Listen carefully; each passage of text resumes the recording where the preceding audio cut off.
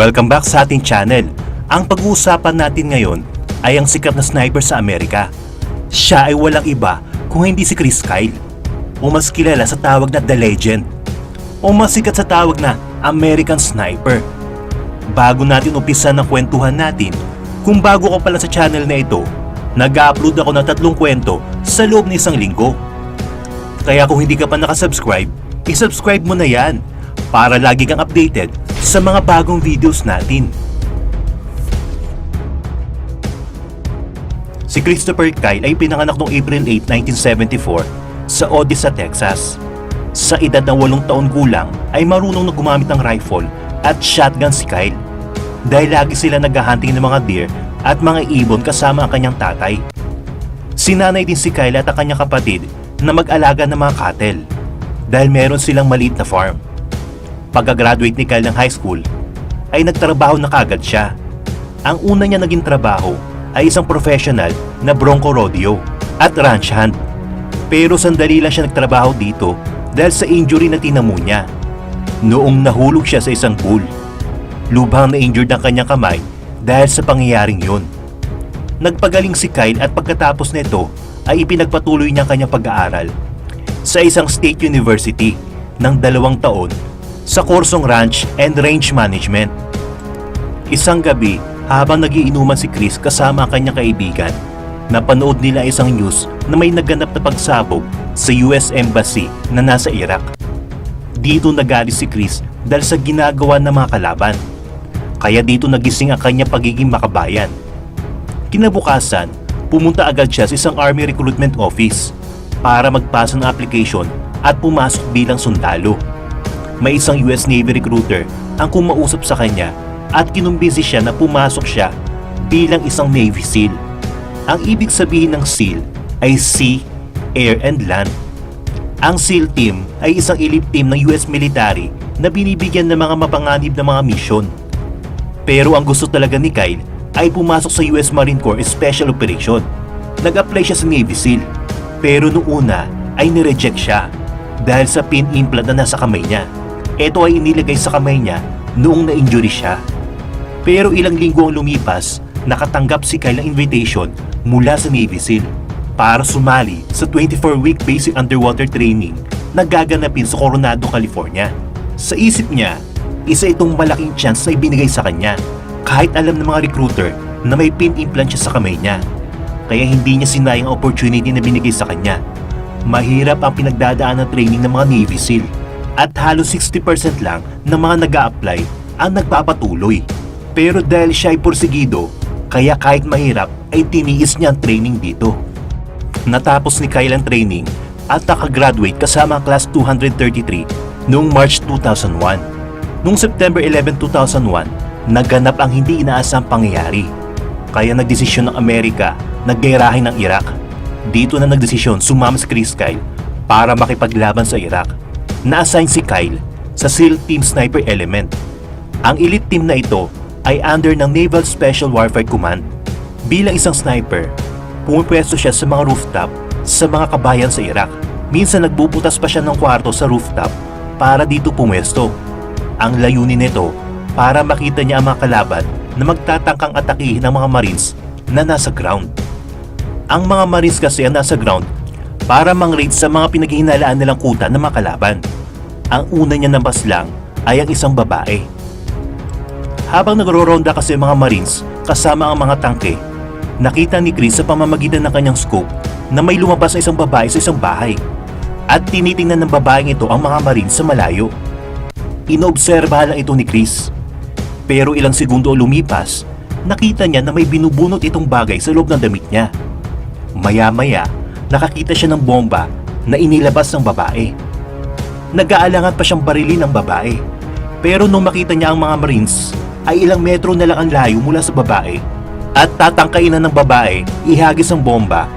Hindi na nagdalawang isip si Chris Kyle at binaril niya ito.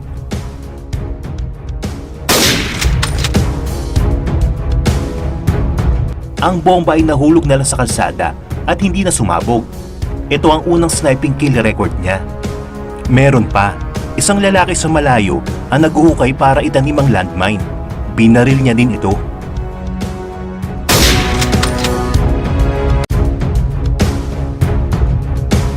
May mga dumadaan din ng mga civilian pero inoobserbahan niya lang sila kung mga kalaban ba sila. Minsan, nasa rooftop lang si Chris Kyle ng ilang oras at dito na rin umiihi sa lugar niya. Kaya pag pumupunta yung kapwa niya sundalo ay pinagtatawanan lang siya dahil sa mapanghi ang pwesto niya. Meron pa, habang nagro-ronda ang mga Marines, nagugulat na lang sila pag nagpapaputok si Chris Kyle at may nahuhulog na mga kalaban na may hawak na AK-47.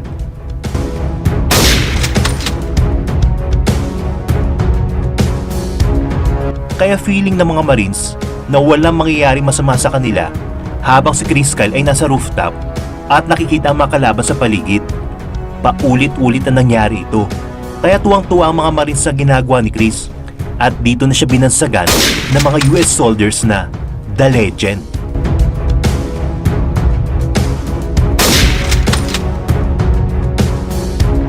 Pero meron isang sniper na kalaban ang matinding makakalaban ni Chris Kyle. Nagtatago ito katulad ng ginawa ni Chris. Tapos isa-isa nito pinapatumba ang mga US Marines. Ang sniper na kalaban ay isang champion marksman at nakipag-compete na sa Olympics.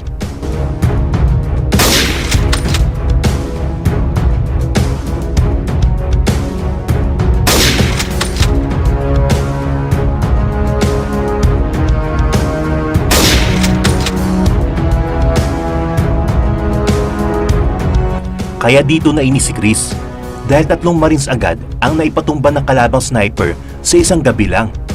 Ilang linggo ang lumipas, hindi pa rin nakita ni Chris Kyle ang kalabang sniper. Umuwi muna siya sa asawa niya noong 2003 para magbakasyon muna. Dito na rin sila nagkaroon ng baby. Akala ng asawa niya mananatili na siya sa Amerika. Pero pag napapanood ni Chris ang mga balita tungkol sa Iraq, hindi siya mapakali at gusto niya ulit makipaglaban. Kaya noong 2004, bumalik na naman siya sa Iraq. Ganun na naman ang ginawa niya. Siya ang naging mata ng mga Marines sa taas. Kaya dito na nagalit ang kalaban kay Chris Kyle. Tinawag siya ng mga kalaban na Devil of Ramadi at pinatawa siya ng $20,000 bounty kung sino man ang makakapaslang kay Chris Kyle. Pero nung tumagal, tinaasan ng kalaban ng bounty sa halagang $80,000. Pabalik-balik din siya sa US para makasama ang kanyang pamilya. At nakatatlong balik na siya sa Iraq.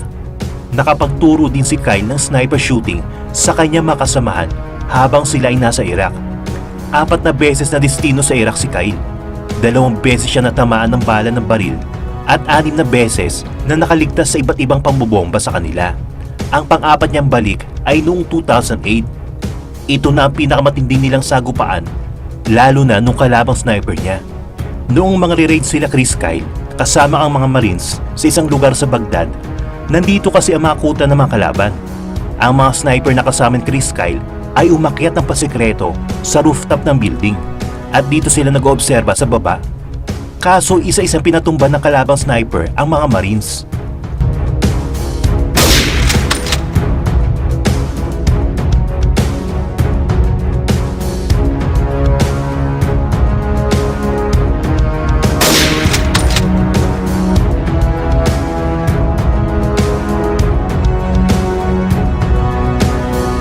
Kaya nahihirapan ng mga ito. Si Chris Kyle ay nainis na sa nangyayari dahil gusto niyang patumbahin ng kalabang sniper. Hinanap niya ang kalaban. Ilang minuto ang lumipas, may nakita siyang blurred na itsura ng lalaki na nakadapa sa rooftop. Masyado nang blurred ang itsura dahil ang layo ng target ay 2,100 yards o katumbas ng 1,920 meters. Ang scope niya ay malabo na ang nakikita sa sobrang layo.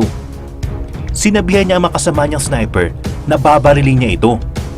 Pero pinipigilan siya dahil kung magkamali siya, yung tunog ng sniper at bala na tatama dito ang magtuturo sa kalaban kung saan sila nakapwesto. Dahil ang pwesto nila ang pinakamataas na rooftop sa lugar na yun. Kaya automatic, malalaman agad ng kalaban na andun sila sa rooftop na yun. Nagdalawang isip si Chris Kyle. Pero sa isip niya, ito na pagkakataon na mapatumbang sniper na ito. Kaya ang ginawa niya, huminga muna siya ng malalim at pinaputukan ng sniper.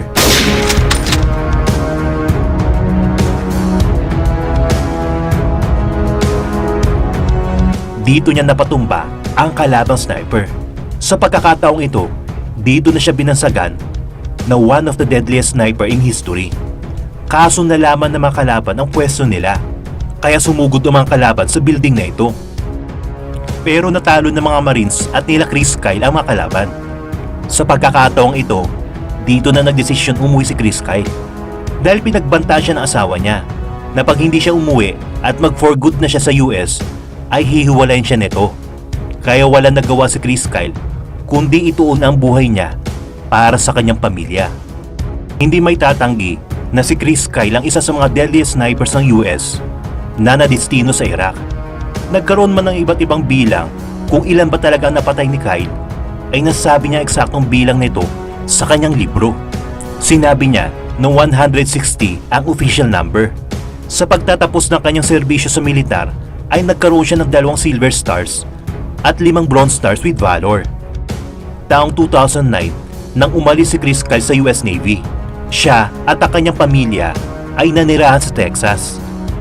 Noong February 2, 2013, sa kasamaang palad, si Chris Kyle at ang kanyang kaibigan na si Chad ay binaril at napatay ni Eddie Ray, isa din nilang kaibigan. Sila ay napaslang malapit sa shooting range. Si Kyle at Chad ay parehong armado ng araw na yun. Pareho sila may dalang 45 caliber 1911 pistol. Pero nung araw na yon, wala sa mga baril nila Chris Kyle ang pumutok mula sa kanila. Ibig sabihin ay hindi sila lumaban sa gunman. Ang pumaslang sa kanila na si Eddie Ray Road ay isang 25 years old na dating US Marine Corps mula sa Lancaster, Texas. Ayon sa mga report, kaya dinala nila Chris Kyle at Chad si Eddie Ray sa gun range ay para matulungan ito sa kanyang post-traumatic stress disorder. Sa loob kasi ng 2 taon ay labas-pasok itong si Eddie sa isang mental institution. Sa kadahilanan, siya ay na-diagnose ng isang mental disorder. Ayon sa pamilya ni Eddie, ay nakuha niyang PTSD habang siya ay nasa digmaan. Ikinwento ni Eddie ang totoong nangyari. Habang sila ay nasa kotse daw at papunta sa location ng shooting range, ay nakaupo si Eddie sa backseat ng kotse. Wala daw kumakausap sa kanya, kaya naman binaril niya ang mga ito. Pagkatapos ng shooting incident, ay pumunta si Eddie sa kanyang kapatid na babae at ikinuwento ang mga nangyari. Ang kapatid na babae naman ni Eddie ang tumawag ng 911 at nagpasuko sa kanya. Sinintensyahan si Eddie ng habang buhay na pagkakabilanggo. Hindi nga napaslang ng kalaban si Chris Kyle sa Iraq, pero ang nakapaslang sa kanya ay isang kababayan niya. Sabi nga nila, hindi mo talaga kilala kung sino ang makakalaban mo. Kayo, anong masasabi nyo sa naging buhay ni Chris Kyle? I-comment nyo naman sa baba. Magkwentuhan ulit tayo sa mga susunod na video natin. Hanggang sa muli!